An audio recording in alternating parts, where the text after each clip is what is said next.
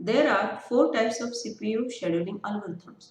First come first serve, shortest job first, priority scheduling and round robin scheduling. In this video, we will see first two algorithms.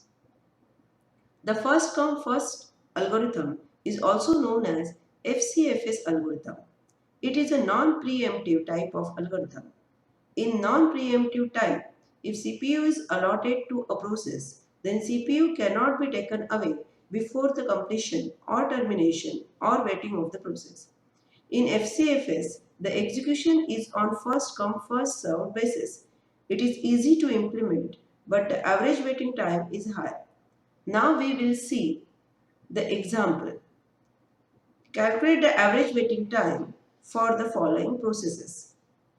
Let's assume that all processes arrives at 0 time unit.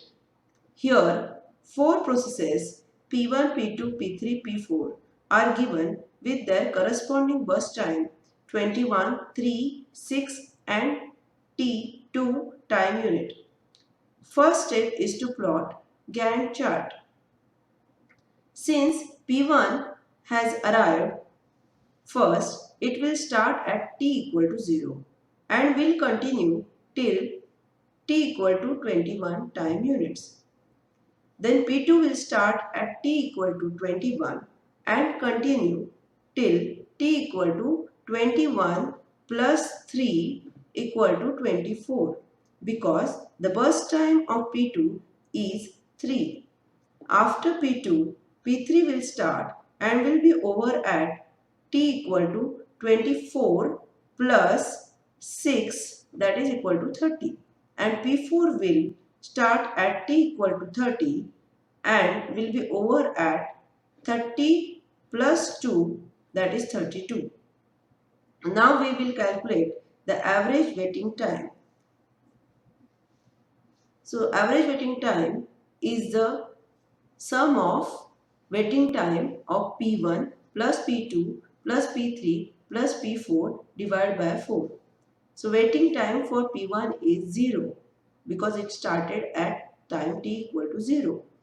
P2 is 21, P3 is 24, P4 is 30. So the average waiting time will be equal to 0 plus 21 plus 24 plus 30 divided by 4. That is equal to 18.75 time units. Here I have mentioned as time units. It may be milliseconds. Now how to calculate average turnaround time? So average turnaround time is the sum of time required by each process divided by 4. So time required for P1 is 21, P2 24, P3 30 plus P4 32 divided by 4 that is equal to 26.75 time units.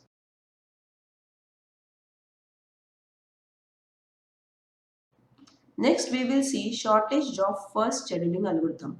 This can be implemented in both preemptive and non-preemptive mode.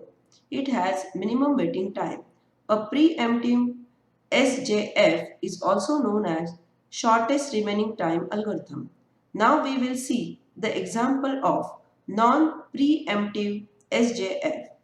If processes have same execution time, then we follow FCFS rule. Let's assume all processes arrives at 0 time unit. Here, 4 processes P1, P2, P3 and P4 are given with their corresponding burst time 6, 9, 7, 3 milliseconds. First step is to plot Gantt chart. Since P4 has the shortest job, it will start first. So at time t equal to 0, P4 will start and it will be over at time t equal to 3 milliseconds because the burst time of P4 is 3. After P4, P1 will begin because P1 has burst time 6 and it is less compared to P2 and P3.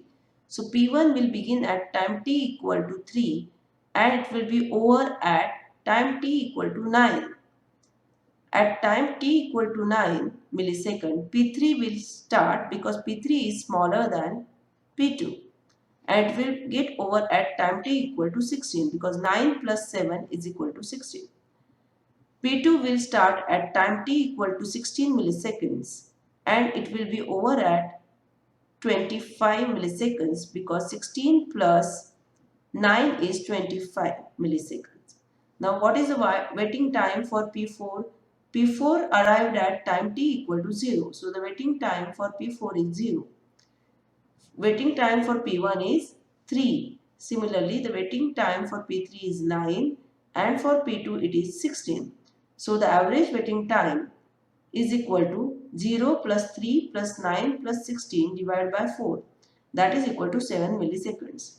And the average turnaround time is 3 plus 9 plus 16 plus 25 divided by 4. That is equal to 13.25 milliseconds.